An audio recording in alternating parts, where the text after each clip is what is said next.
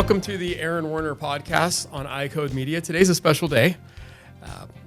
I'm a little excited, a little bit nervous, and that's because I have my personal executive coach joining us, and which means she knows a lot about me, more than all of anybody listening probably knows, or at least most of everybody listening probably knows. And I'm going to be giving her contact info in the show notes, so I'm going to hope that nobody reaches out directly to try to get some insider scoop on me that they can hold over my head at a party or whatnot later. But I'm excited about this, Alicia. Thanks for making time to come. Well, thank you for having me, and I promise I won't share any of your secrets with anyone ever. There's a little thing of ethics I have to give you. Oh, yes. And you're good at that. You tell me that every time we meet, which I appreciate. It's kind of fun, and we'll probably get into this a little bit, but there's the, as you build a relationship like this, there's the professional relationship, you develop a friendship, and the relationship kind of has created multiple different levels that I appreciate over time. And like I said, we'll jump into it. But before we do, let's make sure everybody that's listening, gets to meet you and know who you are. So, Alicia, who are you? What do you do? Well, my name is Alicia Henton. I am the owner of AC3 Consulting, and this is my passion. This is what I'm here for. This is what I get up in the morning to do. Nice. It's good to have a reason to get up in the morning that you like doing. Yeah, it's easy. Get right out of bed and where can I go today? I love it. It's fun. Nice. So AC3, break down the three. What is the three in the AC part? The AC3 part is consulting, coaching, and communications. You need all three to be an effective organization and to be fully aligned with your objectives, your goals, your strategy, and then your people. Yeah. So leading's fun. Leading is fun. And very easy, as we've discovered over the last, was it almost 9 months now? I think so. Yeah. So let's break those. Well, before we break them down, so is it fair to say, like I consider you my executive coach? Call you executive coach. I know that you do more than just that. 2 other C's. When somebody says, "What do you do?" Aaron, why do you have an executive coach? If they're going to come to you, what do you do as an executive coach? What do you tell them? Well, what I tell them is the reason I get out of bed in the morning is because I am here to help organizations and executives build better cultures for their people. That is a little elevator pitch. That's the buzz line I've created. And not only am I an executive coach, I also do organizational development coaching as well, as long as with strategies for change management. So all 3 are in there. Cool. So organizational development coaching, and I'm thinking of this as I think a lot of those my colleagues are, right? I totally understand why Apple has an executive coach, right? I understand why IBM and Google and big companies have this. I'm small, and in our office is a little bit unique because I'm an owner, but I'm not in seeing patients every day, which is not the typical private practice relationship. I still see patients. I try to do a day a week, but I'm not physically there. But a lot of my colleagues, they're an owner-operator. If you're running $1 million practice, you probably have a team of about the doctor plus 5 more people or so. So very, very small organizationally. What does that group need a coach? Do they need organizational support? And what are the similarities between a practice size like mine and a company, maybe not an Apple, but a much larger company that has 100, 200 employees, that perceives to maybe need a lot more structure organizationally? Well, I think every business is they're there to make money. Yeah. And they're there to take care, and they need people to make money. Yeah. I actually was told that an entrepreneur is not making money unless they have people making the money for them. They don't have to be working to make money. Well, I like that. So an entrepreneur is not making money unless they have people there making the money for them. Right. If you have to be 100% present, then are you really an entrepreneur? When you're a sole person, like I am. But I'm going to still call myself an entrepreneur because there's not another word for it. But every single organization is there with strategy, goals, and objectives. We're all going to sell something or do something, and we need clients for that. So is your team aligned? Are they all pulling on the same rope? I like to say that's what I like to do. I like to get up and find that rope and get everybody excited to pull the same direction. So that's where the consulting comes in, Okay. that's where the coaching comes in, and that's definitely where your communications come in. Okay, cool. So as always, talking with you creates other thoughts. So let's define the coaching, consulting, and communications, Sure. because we're going to use those as we go through. So what's the difference between coaching, consulting, and I think communications clear, but let's define that too. I love talking about that. That's part of the ethics that we have and part of the coaching community is that coaches are here to be a guide. We believe the answers already exist within you, and we're here to ask the right questions, thought-provoking questions, even a little uncomfortable questions to get you where you want to go. And you're laughing. I'm laughing because I've had those uncomfortable questions. Yeah, you are good at those. But the point is, as a coach, we're here to guide you. We're here to ask you what your goals are, and we're going to achieve them. The goals will be SMART-oriented, so they're going to be measurable, and hopefully the goal is to make them sustainable, so you have the most effective change for you. The consulting side of the house is there to help you with your organizational strategy. You know, the 3 goals, I ask everybody I meet, if you could wave a magic wand, what would you like to see from your practice or I thought your that business? question was just special for me. That's an everybody question? That's an everybody question. That is one of my little tools in my Batman tool belt that I carry around. So, and it's a great question. It's a thought-provoking question. A lot of people don't know where to go. So the consulting side helps you get there. It helps you develop a strategy, a plan. It helps you know where all the changes that you'll need to make, and then how do we communicate those changes? Again, how do we get our people pulling on the same rope? A lot of companies make the biggest mistake of not putting their people first. You need to put your people first to be successful, to support your clients, to sell your wares. Yep. At the end of the day, we're managing people, whether they're customers, patients in my world, but patients are consumers of healthcare, so they're still customers, and our people delivering the care. You started off on something really interesting, and we do find this a lot, especially in my role, what I do at Vision Source and the courses that we teach, where entrepreneurs start themselves.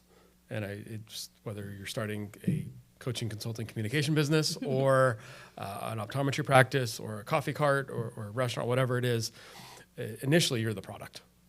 And there's nothing wrong with that. But I think what you were alluding to earlier when you've got to be there, the first step in entrepreneurship in starting a business is building a really good job for yourself. And then from there, growing to having other people help do that. And so shifting from growing from owning a job to owning a business, which is difficult. And different. And very different, and needs a lot more structure because I don't need a system when I am the system. Right. Right. I don't have to have it written down. I don't have to communicate that system because it's me. And it may be the few other people around me supporting, but it's pretty well understood. At least I think it is. But as you continue to grow and go from owning a job to owning a business, whatever level you want, and there's multiple different steps within that, you need those systems in place. And I'm finding even more through our work together that you need better communication in place to communicate those systems, because it's not just the system, it's how you're communicating what the system is to all stakeholders, to everybody involved. Exactly. And I would tell you that communication, it happens in every relationship you're in, personal, professional, even with your family, right? If you don't have good communication, no one knows what you're thinking. No one knows what you want. No one knows what they're being evaluated on. Your customers don't know what your vision statement is or what your mission statement is. What are you there to do for them? The best thing about communications, it should always be tailored in what's in it for me. And everything we do from an organization, whether you're a sole proprietor, like me, running a business like you, or if you're a Fortune 100 or a Fortune 500 or a Fortune 50, even government, for example, that's where all my experience stems, honestly, quite broad. But everyone needs better communication. Everyone needs to know, every single employee needs to know how they contribute to the overall mechanism of the company's larger objective. What is my role? So everyone wants to feel valued, everyone wants to feel seen, everyone wants to be heard. So that's where your communication and your communication strategy and how things are delivered is crucial. Yep. And we've worked through that because I don't think anything you said there is shocking to anybody, right? We've heard put your people first. We can hash over what that means, right? Does it mean pizza parties on Friday and constant raises? And we've heard that people want to feel valued. They want to know their role. But to me, those are the 40,000 foot. It's how that gets put into place is the challenging part. And I don't think there's a specific cookbook that shows exactly how in every step of the way. But it's really understanding all the mechanisms and levers that we can tap into the pool, tap into all the tools in your Batman tool belt, and then some to be effective in making sure all those the values, the being heards, how do I fit into this role?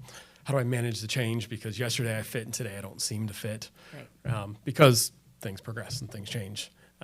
And how do you bring the right people along and help those that maybe no longer are a good fit find a better fit for themselves elsewhere? Because they're still people.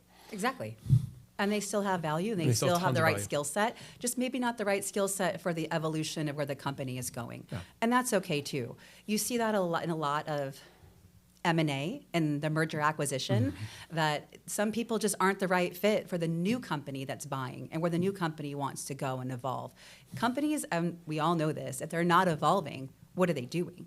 And now we're in a tough economic time, and it's more crucial in a tough economic time to have your people pulling on that same rope with you, because people want the assurance and the security they're going to have a paycheck tomorrow. Yeah. And we need to be communicating with transparency. It's the transparency of the communication that I think is the effective part of how to make the how happen.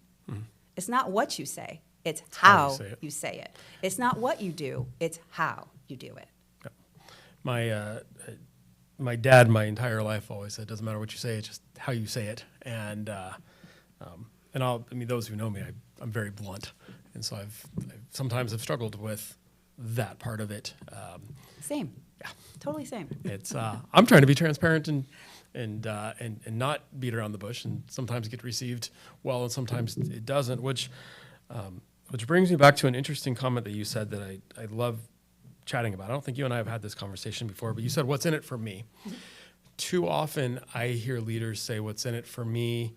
and take that as talking about from their perspective. So as the leader, here's what's in it for me, and here's why you need, my employees, my team need to respond because this is what's in it for me. I like to flip that and say that the me is now them. So when I say what's in it for me, I'm answering a question for them as opposed to telling them what's in it for me. Does that make sense? It does. And in my 30 years of experience working in corporate communications, the what's in it for me, or the with them, as we like to call that, that is the whole point of being a communications writer. We are always thinking about who the audience is and how it'll be received. There's an 80-20 rule that I grew up learning throughout my career. If I can anticipate 80% of what the employees are going to ask after reading this communication, all of that should be included in the communication. It's an effective communication if 100 people are reading it, 20% have questions. Then it's very effective communication, because 80% didn't have questions. Ooh. Because the communication was so clear and the strategy was presented so well, they got it. They got it on the first read. So to reiterate what you just said, when I'm writing something, because I'm very guilty of sitting down and I'm frustrated, so I'm firing off an email. I've learned to not hit send, but I still want to put it on paper. But when I do eventually go back and reread it and send, that needs to be, I should be making sure that I don't want to say the lowest person on the team, but the person on the team who may have the least amount of information on this topic understands what it is, right. Without making it too long, right? Because nobody's going to read. Nope. Without making it too juvenile, although if we talk at a fifth grade level, I think it touches everybody. But just being clear, not expecting somebody's going to understand, what's written between the lines. Just say what needs to be said. Exactly. Answer the anticipated questions. Mm-hmm. How do you coach teams and leaders to do that? when they're going to sit down and, write a memo, write whatever they're going to write out and communicate, what as an executive coach and master communicator, how do you tell somebody to go through that process to make sure that 80-20 rule is being followed on communication? My first question is, what do you want to achieve in this communication? Are your employees, are they taking an action? Is it information they need to know and be prepared for? What is the end goal of that communication? If it's an action, the action is up not only in the subject line of that email or the heading of the memo, it's in the first 2 sentences. Because we're all guilty of skimming. Yep. And with technology, our attention span is less and less and less and less. Yep. So put it in the very beginning. What is your intention and what do they need to do? So if you're reading it from their perspective, how will it land? So the what's in it for me is all about every employee, what is in it for them reading this? Yep. What's your takeaway? Yep. What's the expectation, right, that you're going to get from this? Mm-hmm. It's Exactly. so very much Stephen Covey, start with the end in mind. Like what's the whole point of what you're doing? And that's your lead. And that's your lead. And I think that's also a pause for why am I firing this off? Right? Am I getting Something off your I'm chest? feeling good about it because I just need to pound the table a little bit. Right. In which case it might not land the way that I want it to. Mm-hmm. It could, be throwing some gasoline on a campfire, which is not the way to put the campfire out, even though it might feel good for a minute. Or is it am I looking to inform and they're taking action on it, which can create problems, or the other way around? I want them to act, but they just thought it was an FYI. Right. So being very clear, and you've taught me that, and I appreciate it. Just, the bracketed action, information, response wanted, whatever the case is in the email header. I would say the more aligned your people are with your goals and objectives as an organization, the more productive, the better retention, the more ROI you're going to have as a business. Yeah. As employees are expensive. Yes. And we want to retain them. Yeah, but we want to do. retain the right ones. Yeah. And so it's that communication, it's that organizational development structure that you can come in and kind of parse those things out and know the right method to get your people where they want to go and see which ones line up for the bus ride and which ones are holding back. The ones holding back, you always lead with curiosity to find out why. Mm-hmm. Is it fear? Mostly it's fear-based. If it's fear-based, that can be a very, very powerful reason as to not getting on the bus. Oh, yeah. I don't know what's going to happen next. And that person you can talk through. The person that's like, I don't like where this is going. Because we all handle change very differently. I even have a mechanical octopus that talks about change. Yes, you do. I like your mechanical octopus. Yeah, she's very fun. Yeah. She's very fun and it's a good way to show everyone experiences change differently. Mm-hmm. And I think I created you a graphic too, that here's the business. Your business is a house. Yep. And when you implement an organizational development change, or if you want to change the culture, or even if you're going to change what the company's doing, there's a merger acquisition coming, all of that is change, the house gets flipped over. Yep. It's massive construction mode, it's demo mode time. Yep. And we all go through change the same way we go through loss. Yeah. Denial, oh my God, what's happening? I don't think they should do that. Everyone has their own way, yes. Right? And so it's taking the moment to explain and explain it again and explain it again. It's just like a marketing message. Yep. The third time you hear a marketing message, it's now applicable to you, and you're driving to the store to buy that wear. Yeah. So they need to understand. They need to understand in the 3 different ways we learn. Visually, they need to read it. Yep. They need to talk about it in a meeting. Might have to role play in a tactile situation. And they need to hear it, the auditory part, again and again and again. Yep. And a constant reminder that they're not you, whatever your role is in that leadership, whether you're the entrepreneur who's investing the money and this is your baby, whether you're a practice manager or administrator, right? Everybody is in a different seat on that bus. Mm-hmm. And or on the airplane, right? Some are flying, some are in first class sipping their and Prosecco. Some are serving. And some are serving, and some are in the back, in the very last row, butted up against the bathroom, just happy to make the flight home. And so understanding that they're all, everybody's coming from a different place, which is frustrating. As a leader, sometimes it does take lots of energy and time. And I think that a reminder, and quite frankly, this is where I appreciate working with you the most is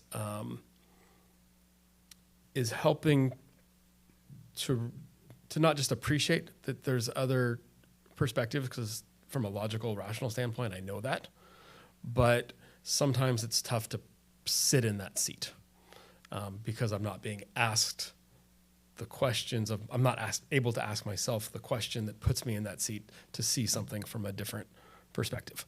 And I think that's just human nature, that, at any given point, we only look through the rose-tinted glasses that we have. I think some of us are much better than others at being able to swap out different glasses, but we still don't have all the glasses. Are you making a glasses pun? I'm you know what? I live in an eye world, and this is what I've got, right? And so, yeah. But you see the world your way. You've got your makeup, your DNA, your experiences, your life experiences. You're subjective. And you're subjective, and you know your intent, where you want to go. And so you do a really good job, as you've already evidenced in the discussion, of asking the questions that just, not to change my way of thinking, but to just help me look at things differently. I would like to say expand your point of view. Much better put. Thank you. You're welcome. That's the master communicator part. Yes, it is. You knew where I was trying to go, and you just jump in next time and get me there quicker. But it's unique, and I think I do a very good job of, as a leader, I think I'm very self-aware of my leadership styles and my strengths and my weaknesses, but there's still tons of opportunity for growth, and if I'm being honest, the hardest people to lead are my team. It's a whole lot easier going into another practice in consulting, which I do and I enjoy doing and loving, but I'm an expert there. Here I'm just Aaron, right? Because they know me differently. Right. And so you have a different role. I have a different role. It's a different relationship. And so sometimes leading at home, if you will, is almost always more difficult than leading out in the world. I can coach the high school kids that I coach in wrestling a lot better than sometimes I could coach my own kids. Well, when you're coaching outside, you become objective, and you got the 30,000 foot view. You're not in the muck and the mire every day. No. And when you are, it's really hard to see the forest or the trees sometimes. No. And my favorite question, and I know you've been on the receiving end of this question, but how do I want to be perceived? I love that question. How am I being perceived? It's an eye-popping, oh God, moment for some people. Other people are like, well, let me tell you. That I love the question, but I hate the question because the answer usually sucks. I know. Yeah. But that's where the growth and development comes from, and that's where your self-awareness also expands, because it's opening a different point of view. To use your glasses theory, it's literally changing seats with somebody else. It's that whole proverbial walking miles in someone else's shoes, right? Yep. And it is not fun. No, it's not fun, but it's the only way to have a leader become a more effective leader. It's, how do you want to lead? Yep. What do you want your employees to see from your leadership? Are they going to emulate you? Are they going to learn? Are they going to grow? Or they need an action? Are they doing something? Yep. So that's what employees are looking for, that extra structure and the extra transparency of knowing what to expect every day. This employee is going to show up consistently, the productivity is going to go up, their engagement's going to increase, and they're going to want to be there. When they want to be there, your patients, your customers, if they're front facing, are like, oh, this person's great. This person has credibility with me because they want to be there. Yeah, they can feel that. Exactly. They can feel that. And I'm a firm believer, I've said before, half jesting, half serious, that, business would be great if I didn't have customers or employees, because people are the hardest challenge in all of it. Right. But we can't get past that. But I'm a firm believer that 99.999% of our team members are there for the right reasons. The intent. They want to do well. There's always going to be somebody there who is just there for a paycheck, but I still think they've chose to be here for a paycheck and not somewhere else for a paycheck. So they still want to be here. They care. They care. They may not want the same, see the same growth potential and professional development in the space that I see, but they care while they're there. I think very few of, especially in optometry, of the people in our practices just are blasé and don't care. I think they do care. I think that what I've seen, so I'm curious on your insights. I think sometimes expectations are not understood, and so they're not met, and that can create some stress and frustration, right? When an employee thinks I'm supposed to be at this level, and maybe I think they should be higher or lower, in a different room completely. And so if those two aren't being met, that can create some frustration on both ends, and then be perceived as either I don't care or whatnot from both parties. I think that also as a leader, it's really tough to understand what your expectations are without somebody helping you walk through that process. Well, that's where the pointed questions come in. Yes. That's what helps you. It's already inside you. We just have to ask the right questions to get you to figure out what that path looks like for you. And it's not just the path, it's the how. How are you going to do it? Going back to about employees in general, people are fallible. That's why we're human beings. Every single person has strengths and weaknesses and flaws. But the optimistic person in me, I believe every employee really truly cares about their job. They want to show up. They just don't always have the right tools. They might not know where the rope is to all pull in the same direction. Or they might have a different agenda I think it's better to go this way. And you might be in a canoe and the front person's like, no, we need to go right. And the back person's paddling left. What happens? You're in a circle, right? So it's that intercommunication, not just with you as a leader, but how does your staff interact with one another? How are they problem solving? What's their conflict resolution strategy? How are they getting through this change? Are they supporting each other? Or is there friction that we have to uncover? Yep. So you've said no, I think I've counted 3 times, that the questions or the answers are in me.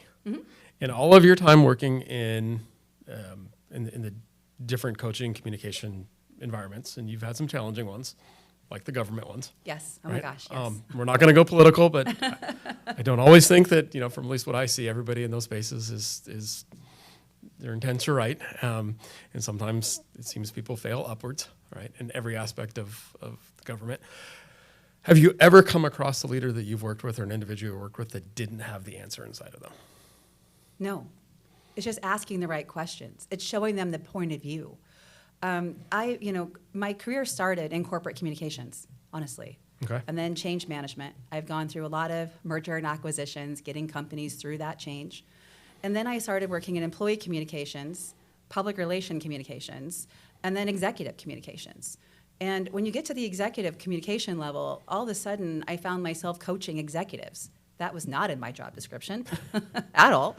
But it was a very helpful piece because it was understanding where they were coming from and why they wanted the slide to look this way, why we're having this topic at the all-hands meeting, why are we doing this? Hey, we're moving to a new campus. This is the why. That's their why. It's not the why for the people to rally around that to create the outcome that you're looking for. So consulting, coaching, communications, they're a blend because they all go together. And if you have all 3 working for you, then you have sustainable results on that outcome. And that's the point of hiring someone that has an organization like me, or you could just hire me. And I want you to have those sustainable results. Right. And sometimes it's good to put someone like me on retainer because you can call me and say, hey, there was a flare-up.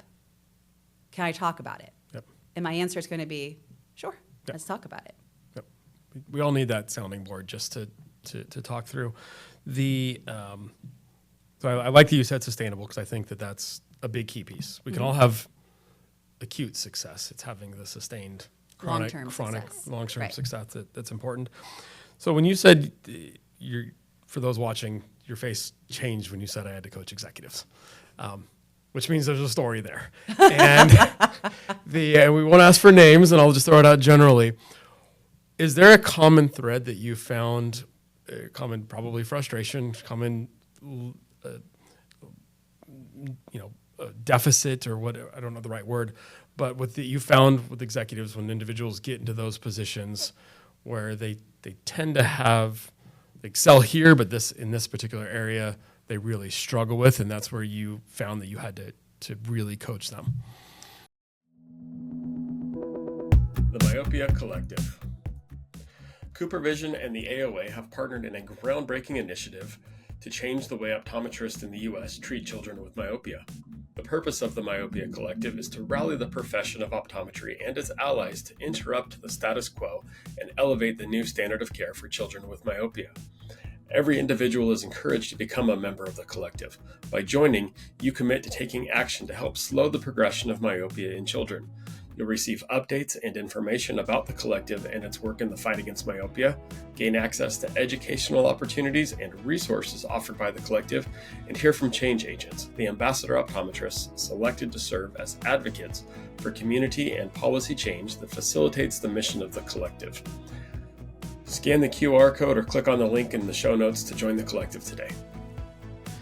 In the past, our focus revolved around prescribing MacuHealth or MacuHealth Plus to patients at risk of macular degeneration, while also recommending it to collegiate and professional athletes for enhanced contrast sensitivity in sports performance.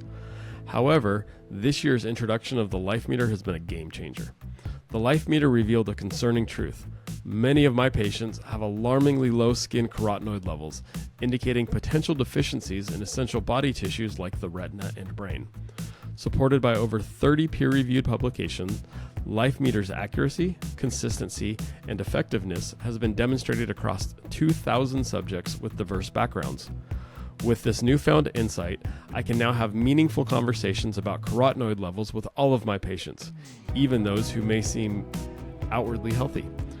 To learn more about this empowering technology, feel free to contact your MacuHealth representative or click on the link in the show notes. Together, let's optimize patient care and elevate their well-being. Oh, that's a really interesting question. I should have seen that one coming. Thank you. So I would say, in my experience, there isn't one commonality trait where people fail once they get into a leadership role.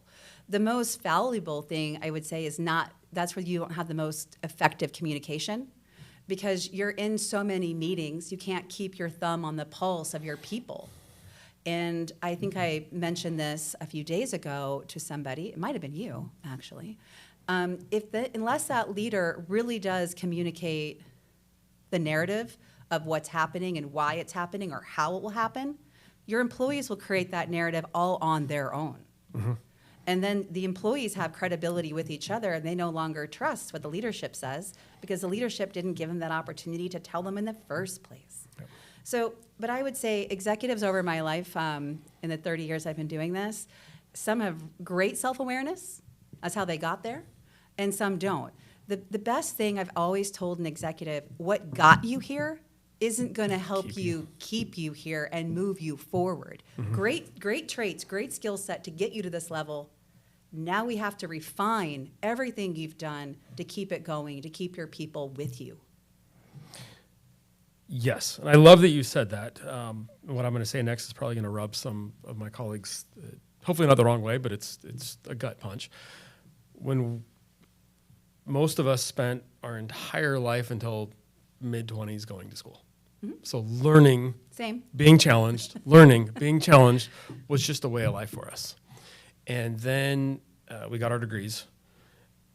We became entrepreneurs if you opened a practice and whatnot. And I think we fell into the specialist fallacy, meaning I've achieved specialty, in my case optometry. I now extrapolate that level of expertise over everything that I touch. Because I'm a good doctor, I'm a good business person. Because I'm a good doctor in this area, I'm good over here. And what tends to happen is I need to prove myself by passing tests and doing things more, falls off, and we just kind of get in a rut of I'm good. And what I do, I don't need to continue to develop. I'm the expert. Mm-hmm. And so, and then we develop an identity, an ego about our expertise where we can't say I don't know, where we can't say I made a mistake, where we can't say what was true yesterday may not be true today. And so it becomes, sometimes we find ourselves in a position where we're protecting our ego of the expertise as opposed to being curious and hungry and saying, hey, what's next? How can I continue to develop professionally? How can I continue to, I'm a great doctor. I go to my continuing education courses and I learn about the latest disease treatments and whatnot, but am I learning the new communication styles because whatever current generation we're dealing with right now is not going to read the memo that I send out. They might watch the TikTok video that I put out for them, but then I got to learn how to do TikTok and get that in front of them. So are we staying on top of current trends of professional development, of communication, of leadership? I understand that, and that is definitely a hard thing to do, especially when you specialize in a certain realm, right? And then but you're not an optometrist as you communicate. That's not the hat that you're wearing. You're wearing a different hat. Yep. Some managers, as they get promoted, they don't know how to lead. They don't know how to manage people. I've been an engineer my whole life. I got here because my engineering ability is spectacular. Great. Here are 5 people. One has home issues, one's struggling with work, one wants to grow and develop, and one's an overachiever. Go. They have no ability on how to navigate through that on their own. There's no, unless they've gone to classes. A lot of organizations now are really great offering those types of classes and investing that money in their people. But I'm going to rewind you when you said that you're not able to say, I don't know, as a leader. But what if you did? What if you did tell your people, I don't know? Yeah. What happens? Ideally, that's how it should be, right? Because you don't know. And I think that I don't know, period, is not a good statement. Mm-hmm. I think I don't know, but I'll find out, or let's find out, is a leadership statement, followed by the action of, if it's on me, I got to go find out, or together we can work through it.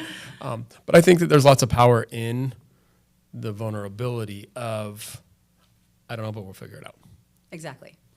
And it's okay to be vulnerable as a leader for your employees. Yeah. It builds trust. It builds credibility. It also builds an opportunity for collaboration. Mm-hmm.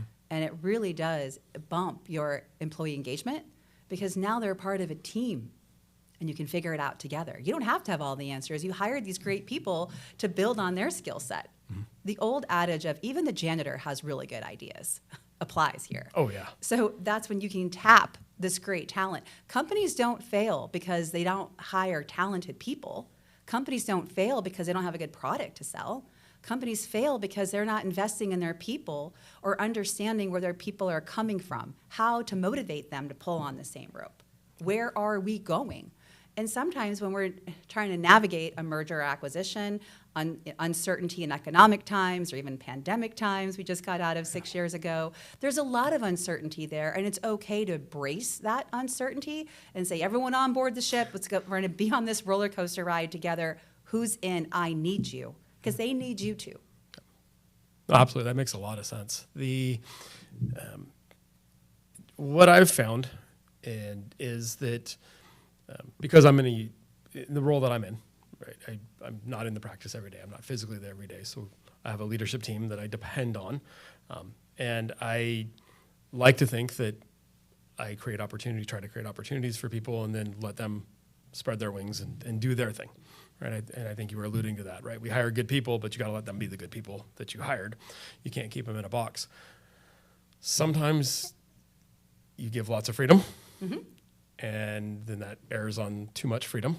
It can. Sometimes it comes back and it's too tight. And so almost as a leader, at least in my role, there's a constant ebb and flow of how much guidance and then freedom we give and then how much we pull back and how much guidance and freedom. And I don't mean pull back in responsibilities, but sometimes you just need a little bit more accountability, a little bit more touch base, a little bit more directionality and steering, and then backing out and saying, okay, now go, right, and check in.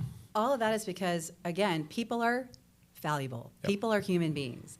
People's capacity and their capabilities are constantly evolving. Every day they're changing. Are they showing up to work 100% every day? No. Are you? Do you do that? I would say always. I'm perfect every time I show up. I mean, we all want to do that. That is the goal. But the reality is you might have almost gotten into a car accident on the way to work. Your heart's racing. Your stomach's in knots. You're not going to be 100% until you calm down and let that event go. And then you can refocus. So as a leader, you're constantly, like what you said, contracting, pulling them back in, and expanding to let them go. All in the same understanding of the alignment the why, the strategy behind it, and the care behind it. I care this is happening to you. Let me help you navigate right now. And I trust and believe in you. That's why we hired you. Yep. Here you go. Yep. You're back up on your feet. Let's go. And I think that's what a good leader does. Yep. I think so too. One of the, so let's dive into us a little bit. Right. Oh, I'm gonna peel back and I'll open myself up. So don't be too harsh. But one of the things that you really helped me put into words, understand, explore, and then implement through the team, my leadership team, was the idea of the difference between a leader and a manager. Mm-hmm. So I had the understanding, I had the foundation, but I didn't have the questions to fully dive into what that meant and then how we move people into those roles.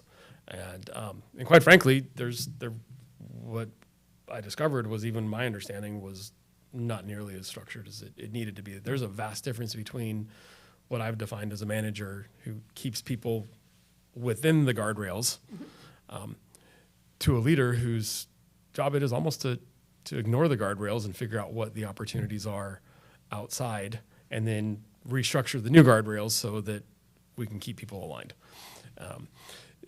It's probably 6 months since we've really kind of hit that hard in our leadership team meetings, which we meet now bi-weekly as a leadership team and talk through. You were involved in a lot of those initially, and we got to spread our wings. And requested you to meet bi-weekly, Yeah, twice a month. Yeah, Yes. you told us to do that. You were right. You're not meeting enough. No. But the emails are good, right? Yeah. When you have people that don't always read your emails, yes. I'll read emails. Every yeah. time. Yep. So walk us through that process, because I think we can talk about it from a theoretical standpoint, but in practicality, those are two different roles. Those are tough. And we had team members that we were moving from management To leading. structures to leading. Mm-hmm. And that's not an easy flop over, because the skill sets are different skill sets. The expectations are different. What did you see in that process as you worked through with us? I think it's a very personal process, and every single person has a different take on it. Mm-hmm. My first question is, do you want to do this? Because not everybody wants a change. Some people in the world want a job where they do X, Y, and Z every single day, and that's comforting, and they collect their paycheck, and they go home. It's very secure. Very secure safe. and safe. And that's okay. Yeah, we it's need great. those people. Yeah. There are jobs specifically designed for those people for a reason. And those roles exist. We need those roles to exist. But if they want to move over and try to expand and grow and develop from managing to leading, so you have to start there and then find what motivates them. Again, what's in it for me? How do I get them there? How do I help them see from I'm painting in a tiny little inside coloring book, stay inside the lines, to broad paint strokes of brushing way outside the lines, because I'm now looking at concepts. And with leading comes understanding people and how people respond to being told, hey, it's okay to color outside the lines. Mm-hmm. No, we've been taught our whole lives to color over here. Yeah. And then you're also increasing their responsibility potentially as well. What does that look like? What are those expectations? What are they going to be evaluated on? How do they get there? So I think it's a very personal, and that's when I started coaching individual people on your leadership team to understand where their strengths were. Coaching is all about building on your strengths. We always talk about the goal and how you're going to get to that goal. The great coaches, like myself, will ask you, what are the barriers for you achieving that goal? That's one of the very last questions we ask, because we want to make sure that positivity, that momentum, that creativity, that innovation keeps going to get to that why for you personally. Yep. So it's okay to be vulnerable with yourself. It's that very much psychological safety of being okay to say, I'm not good at this. Okay, do you want to get better at it? Question one. Question two, Which is an important question, because if the answer is no, then okay. there's no more question two. Then we're done. Yeah. Exactly. So that's why I say it's very personal to understanding each person's why, their internal why. And creating that positivity, belief in themselves that they can do it. I can achieve it. Let's map out the right steps so you can be successful. Again, we're going back to outcomes, results that are sustainable. Yeah. Yep. So I have to believe it. It's okay if I tell you, Aaron, hey, I believe in you. But how much different is it when you say, no, I believe in myself? Yeah, I believe in me. Right. Yeah. So, neat. What challenge did you have working specifically with me? Right. So, because I don't want to, I mean, Oh, so coaching, many. I'm sure you are, right? You told me you've had to talk about me with your other, Oh, coaching yes. mentors in the Yes, process. yes, yes. I would be disappointed if not. It can be a difficult challenge sometimes. Oh, ego, front and center. Oh yeah. But this isn't. I mean, this process isn't easy, and so I don't think any good process should be easy. Right? Training for a marathon shouldn't be easy. Trying to go on a diet shouldn't be easy. Trying to achieve anything growth-wise, graduating school, none of it should be easy because the growth is in the challenge. Mm-hmm. So I'm curious, and I don't think I've ever asked you this before. I'm scared to ask. What have been the challenges that you've worked with in working with me, helping me overcome some of my blind spots or hurdles or the protective egos that I've been very protective of, right? I think my very first one-on-one with you was very interesting for me. I remember you put me on the spot quite quickly, and you were coming across as the expert, right? And I caught the little butterfly in my stomach, and I'm like, no, wait a minute. I don't need to feel this. This is about him. That has nothing to do with me. So that was my first time ever coaching somebody also. Okay. So that was, as my own As your own- profession, yeah, as in my your- own business, yeah. getting my little business up and off the ground. Which I got to recognize, it's a lot different when you're working for a bigger institution doing something. When you're getting paid for a job by When you're getting somebody paid else. for a job for doing it versus now this is you with my name on the product. My right? name's There's, on the- it's a very My different. name's on the front door. Yeah, when right? your name's on the front door, even though The stakes are higher. yes. The right? stakes are much higher, and you feel more compelled to knock it out of the park, right? Yeah. You want to show up and, be great. But I can't be the hero. You have to be the hero. I think I learned that somewhere. Yeah. And A little also, Don Mello reference there. I like it. a little referencing, little name drops. But for the hardest thing was helping you define what you meant when you used words like, I expect everyone in my office to be a professional. Okay, well, what does professionalism mean to you? And do they know what your version of professionalism means? Do they agree with it? So has that been communicated? So that was step really one. The second struggle I had was really learning how to rephrase things because you needed things to be very specific. It couldn't be high conceptual, couldn't be based on emotion. I had to bring it to an actual event, a realistic event for you to engage it. Because in the beginning, you're like, nope, I don't care about what they think of me. I don't care if they like me. Okay, great. But how do they see you as a leader? And then you stopped and you're like, oh, what do you want them to take away from your leadership? Stop. Okay. So it was challenging at first making things tangible, but once I understood that's what you needed, then I was able to provide those better questions, to tap into how to motivate you to see things differently. And currently, because this is an evolution, we're never going to be perfect, which No. is absolutely okay. We're not meant to be perfect. We're meant to have progress.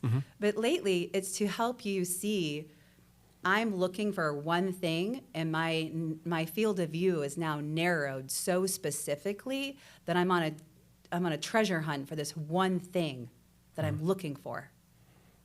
Okay, well, if you're searching so deeply for this one thing, you will absolutely find it. Yep. You will absolutely uncover it because you're very determined. You will get there. I'm stubborn. Yeah. But then did you miss, if you widened your vision out to a 360, how much context, how much reality are you not seeing?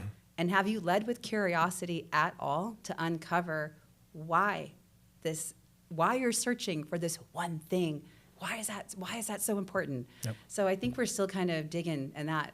I'm hunting that bone. Yeah, we're uncovering that mammoth right now Yep. No. on a dig site somewhere. On a dig site somewhere. Yep. And to add some context, I do care what people. I'm not Yes, a I complete didn't mean to say horrible that. person. I'm sorry. Yes. But what I do care about is being effective. Right. And so But you don't care if you want to be respected, not if they like you, dislike you. Correct. I don't want to be seen as the, hey, I want to go have a beer with him after work. Right. I want to be, hey, he's going to push me.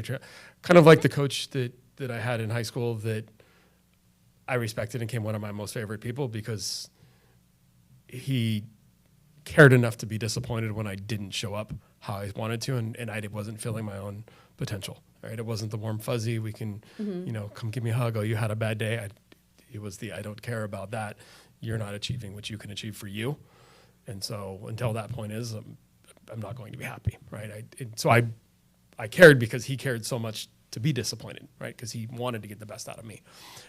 That's what I try to find in people. I do care that they hate me or not hate me or whatnot. Right? But I don't want to.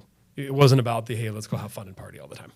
Well, we did say it was going to be a tough question. That is a tough question. Yeah, it was a tough question. And but I appreciate you bringing it up because I think that growth, like I said, is challenging. And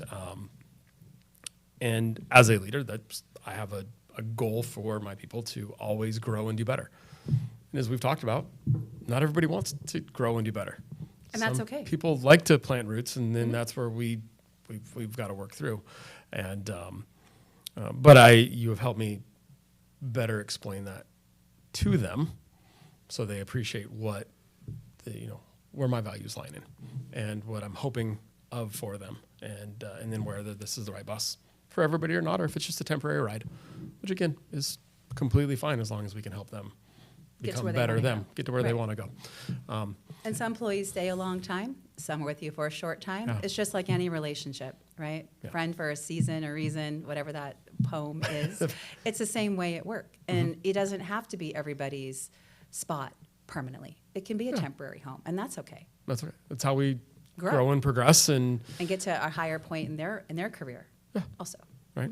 And sometimes opportunities when somebody chooses to leave for whatever reason creates more opportunity For somebody else. other people to grow and come in. So it has to naturally go that way.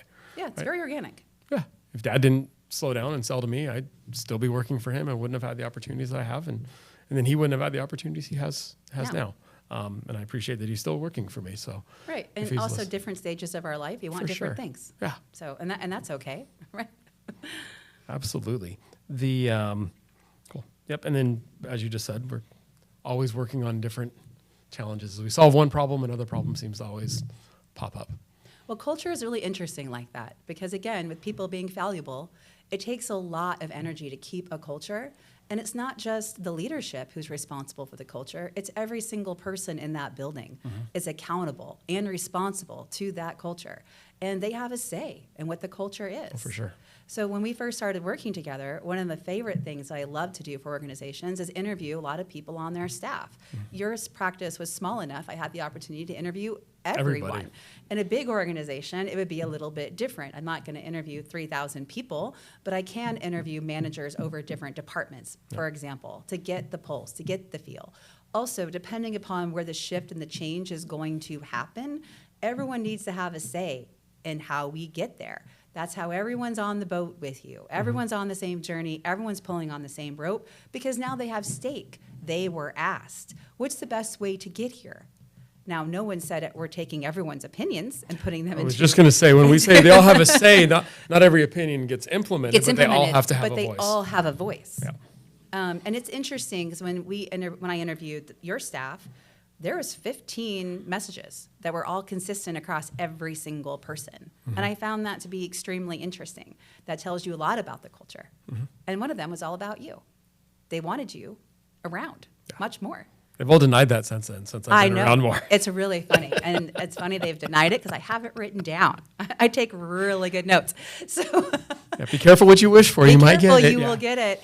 But I think that says what kind of leader you are. And the fact that while you said initially, I don't care, it's evident that you do care. 'Cause I think when someone's opening you up, we all are a little defensive, right? Or it's a little hard to get deep and personal, but it shows that your people want you there. They do care. They actually like you, and I would say they like you because you provide structure in that office, and people crave structure. Children need structure from their parents. Yep. They need to be told, no, don't do that, and rewarded for when they do it right. They need both. Employees are kind of in the same boat from their boss. So I think they like you because you create, when you're there, the structure and the dynamic of the practice is very different than when you haven't been there for weeks at a time. Yep, 100%. I mean, even like professional sporting events, we have the World Cup going on right now, right? The structure of the refereeing and the VAR, I mean, you have to have all of that to play the game appropriately. Right. I think business is just, it's a fun game. And can play it consistently, match over match, team over team. And the rules and the expectations and everything are there. Nope, I completely agree with that. And I've been there more, and some I think appreciate it, and some I think are wishing they would have said something different. They do appreciate it. They just don't want to admit it. They don't want to. That's fine. I can run with that. And I think though in culture, and I've also recognized this as well, it doesn't matter. Let me say this differently. 1 + 1 doesn't always equal 2 because we don't get the second one. The one is the culture that we build in the office. Hey, we're all going to do this. This is everything we do. That second variable that we would like to say is 1 is the economy. It's the news headline. It's the weather. It's out of your control. Completely out of your control. And so the first one then, if you will, becomes even more important because we can't even guess what the second one's going to be, right? What's the headline of the day? Is gas expensive? Is gas now cheap? Did the Padres win? Did the Padres lose? And things that you don't even think would affect people now completely affect them, even though they may happen on the other side of the world, or in their home, or who knows what. And then you've got patients coming in who have had zero formal training on what the culture is of my office. We just hope they fit well. And we try to invite them in without calling them directly out. Hey, you can't say it that way, right? We have to we have to run with whatever they bring us. So that second variable is what we like to think of as also another one is going to be a different number, which is why 1 + 1 in the world rarely equals 2, because that second one is never a 1. It's always the uncontrollable variable. And I would say that's where your communication needs to be always top of mind and always present. You can't not communicate. But because the second one in your description is a variable out of your control, you have to help your people become flexible and adaptable. And you have to allow that space and encourage that opportunity, and so they can flex. They can color outside the lines and lead when leading is required, and then flip the switch and manage when manage is required. But the more we communicate, hey, we're in tough economic times, all hands on deck, we're a small practice, every single one of you is part of the marketing team now. Yep. Every single one of you, because when you're out living your life in the real world, one of the most questions people ask strangers is, what do you do? So you're already a word of mouth, and referrals are how you grow your business just organically in nature. Yep. So everyone's part of the marketing team. Everyone has a voice. Everyone's on the bus. And it's giving them that authority, that it's encouraging that type of flexibility where they can go navigate that second one, and you don't have to, because you've hired these people for a reason. Yep. Let's see what they can do on the variable 1 in your analogy. Give them the opportunity. No, I love that. I've been keeping notes as we're talking. I'm going to change a little bit. And I picked up on a trend. You like C words. So I'm up to 7 C words. So we started with AC3. Yeah. But I like this because it's coaching, why am I drawing a blank on the second one? I can't read my handwriting. Consulting. Consulting, coaching, there we go. Coaching, consulting, communications. I think I said collaboration in there. Okay, now I'm up to 8. And I like this. My marketing brain just turned on. Curiosity is the one that my time working with you and you working with me really has driven the most. I think that's the most important C word that you've helped me become aware of. And you've shown that through just the questions that you ask and the why. And, and you've never said, hey, don't assume, ask, but that's kind of what you've gotten through, right? The why, what happens if, and whatnot. But capacity and capability were two of the other big ones that have shown up lately. And if I'm spelling them right, and I think I am, they are both C words. So define the difference between capacity and capability, but how they relate to each other, and then how that relates to how leaders show up and how leaders see their team show up. Okay, it's a very complex question. It There's is. 3 questions and Yeah. 1 question. You're sneaking them in there. I'm trying. Okay, I'll give you another C word. Consistently was also mentioned. So I think There we go. there you go. See, Like they I keep said, coming. C, you're just going to have to be like AC exponential something. I do love C words. I absolutely do. I think they are really important. But helping people with capacity, understanding the difference between capacity and capability. So let's go back to what you said about going to school, right? You are an expert in optometry. That you're very capable in the field of optometry. You went to school for it. You've been doing continuing education. You own a practice. You see patients. Patients trust you. They come back to you. So you are very capable, right? Yep. But your capacity is, where is your emotional lever today? Got it. How much capacity do I have to show up as my best self today? Yep. Which can vary all over. Like I said, we almost got in a car accident on the way to work. My capacity is a little stunted right now because and that it's not just my emotional capacity, it's my physical capacity as well, because my chest is tight. My shoulders have knotted up. I might be holding the steering wheel shaking, right? So you're having a physical reaction as well as an emotional reaction, which then triggers a mental reaction of, I can't focus, I can't be with you right now, I'm not really listening to you, all these things, because people are fallible. This is what happens. So your capacity is 100% when you're showing up at your very best version of you.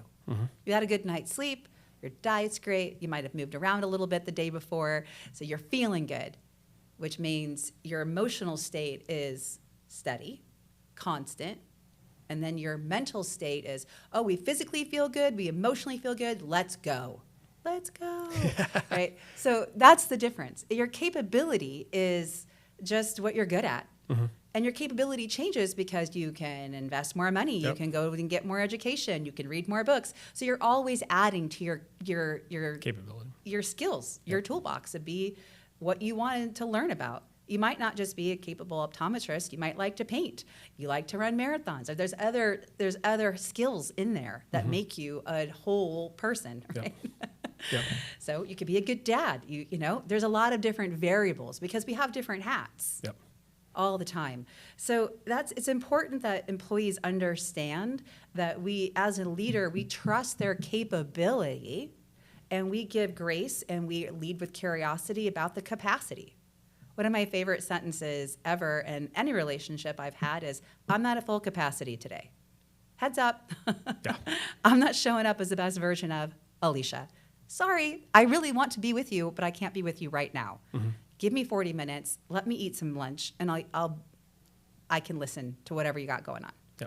And that's okay. It's okay to tell people where you are and when you are ready to engage them. That to me is responsible awareness and communication, especially at work. Yes. Very helpful for your personal life too. Very, very helpful. Yeah, I've learned that as well. And I hate the phrase work-life balance because I think it's trying to chase a unicorn flying over a rainbow. Which is interesting. I've caught that too. And we can debate that on, maybe that's a different discussion podcast. But I just think the idea that somebody's chasing doesn't exist. But being able to manage that capacity, like where you're at, and when you're at work, when you're at home, when to turn things on and turn things off, is a tough skill to learn for all of us, because at some point you have to turn off what you can't control at home right now. I had a puppy who wouldn't let me sleep all night last night. Great. Right, I can't fix it today, but here's what I have. And so I need to be able to be the best sense of where I'm at. But I like that, the being able to communicate that to the team.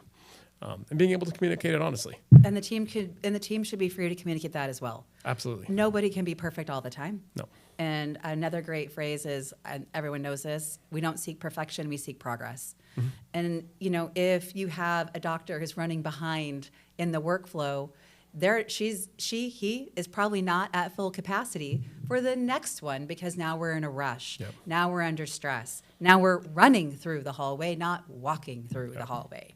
We probably, not taking a bio break because we are tight on time. You're not fully present.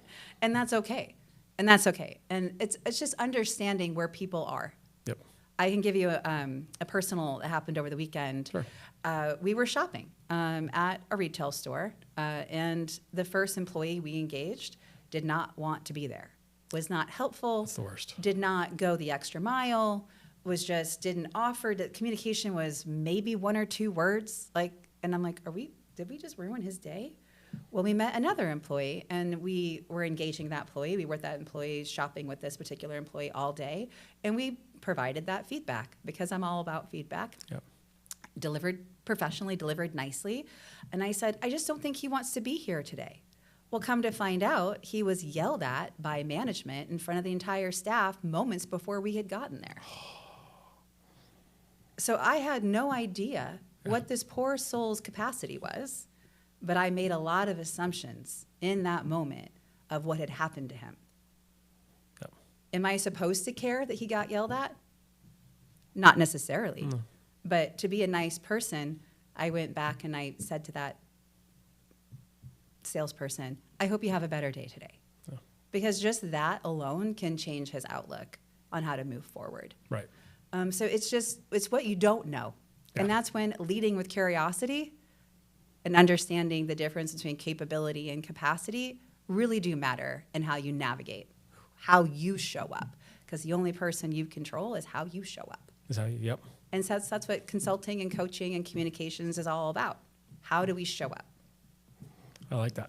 So if I think we're getting close to an hour if we haven't gone over a little bit. So I want to look to wrap it up. Probably because Alan's sitting on the treadmill right now going, Aaron, stop, I got to get off. So number one, I'm assuming the answer is yes, but should anyone in leadership position look to have a coach, a consultant, somebody that they work with? Why? And then when they are looking for that person, what should they be looking for? Because in a coach, and what should they be thinking about? Because you want to have the right fit, obviously, to have it be effective. Well, to have a consultant, coach, and a communications expert as part of your team is really important it's so important for your people and just for you. So your ROI will go up. Your growth will definitely increase. Your employees' productivity will definitely change. It also helps you navigate retention in a very different way, because how you build your culture now becomes part of your onboarding to hire new people. Mm-hmm. It's already there for you. You've already got that structure, and you can articulate it to a new hire potentially coming in. And then also remember, everyone's on the marketing team that employees can say to the people who ask them what they do, well, I work for this great company because X, Y, Z. So that's why it's important. There's so many different reasons in there. Strategic alignment, growth, retention, all of it. Productivity, employee engagement's a big buzzword that everyone likes. Yep. But it is important to have an engaged workforce, because they'll work harder for you. They'll go to bat for you. Yep. They'll trust you. And that's what you're looking for. For sure. So how to find the right fit? You definitely need someone who's very aware of their ethics. Ethics are extremely important in being a coach. Confidentiality, not telling you what to do, but helping you discover it for yourself. Coaches should talk 30%, and the client should talk 70. My math's right. That should equal 100. Yep.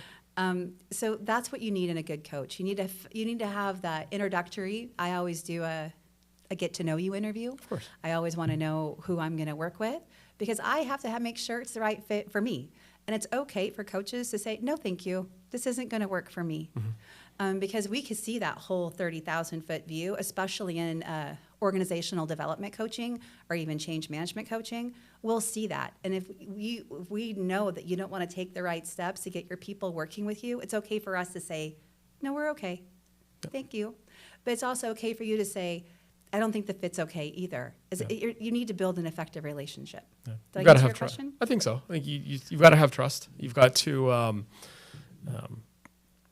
be able to, as you said, right, part of the ethics of keeping confidential what you say means you have to be able to trust the person you're saying it to be transparent. To be vulnerable, yes. To be vulnerable and to say you're wrong. Right. And to say I messed up. And to say I'm not sure how to handle this situation. Because when you're working with people are people, and there are going to be situations that are tough to work through, and knowing that you can trust into that person. So I appreciate you walking through that. Do you ever think there's a time in an organization where somebody doesn't need a third party or a coach or some sort of outside support? I would say if your company is firing on all cylinders, yeah, you're good. But as we've talked about in this last hour, 10 minutes, companies are evolving all the time. Things hit companies at that third variable we don't control. Yep. The economy, maybe you are in a hostile takeover. Maybe things really are changing. Maybe your profits are down and you are going to have to let half of your staff go. Maybe you want to implement AI and follow in the footsteps of Meta and Microsoft and Oracle and what they're doing. So these changes do affect your people. And if you care about your people and if you're leading well, you're putting your people first, you might want to consider a consultant and a coach and definitely a communications expert to help you tell your story, because if you don't, your employees will tell it for you and you have no control over how it was narrated. Yeah. Well, and your customers will tell it for you too. And so you want to have visibility to everything. So no, I think that wrapped it up great. So Alicia, all your contact info, including your website and whatnot, is in the show notes. So if anybody wants to reach out, and if they're not local or need additional referrals, I know you have a network that you can connect them with as well. And they don't have to be local. Okay. I can definitely work global. I've worked global most of my life. So I'm definitely open nationwide, global, even local. Cool. Well, I appreciate what you've done for us. Appreciate what you do for me. You're welcome for the challenge that is working with Aaron Werner and trying to coach him. But I really appreciate the insights that you brought. I also appreciate, we didn't really get into this, but in this process, you don't come up as the expert. You have been open to discussions as well and bringing in new ideas. When we worked with Sophie and to incorporate the working genius into what we're doing. So I find that, at least for me, working with you, as opposed to other coaches who have brought in here's the plan we're going to do, you get on my bus. You've done an excellent job of understanding where I want to go and helping me get there, and that's that curiosity that you lead. And then in being open to some of the things that I brought back to challenge what we're doing and how do we incorporate these into it, because this is what I'm seeing too. So I really like that relationship that we've developed. So I just wanted to acknowledge and thank you for that. Well, thank you. I'm not here to be an expert in the world of optometry by any means whatsoever. My credentials are all in psychology. But I am an expert in people. And I'm here to make sure that the goals you want are what we're going to achieve together. And what I bring that most people don't, I'm not just going to bring you recommendations and ideas.